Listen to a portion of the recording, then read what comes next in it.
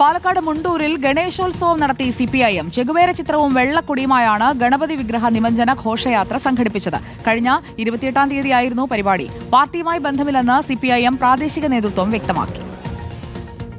Mundur മീനങ്ങാടാണ് CPIM പ്രവർത്തകരുടെ നേതൃത്വത്തിൽ ഗണേശോത്സവം നടത്തിയത്.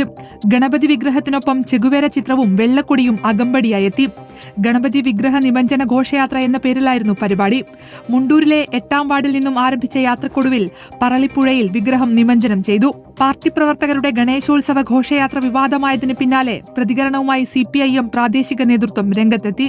ഗണപതി മിത്താണോ എന്ന ചോദ്യത്തോട് ഗണപതി മിത്തല്ലെങ്കിൽ പിന്നെ ശാസ്ത്രമാണോ എന്നായിരുന്നു നേരത്തെ സിപിഐഎം സംസ്ഥാന സെക്രട്ടറി എം വി ഗോവിന്ദന്റെ പ്രതികരണം.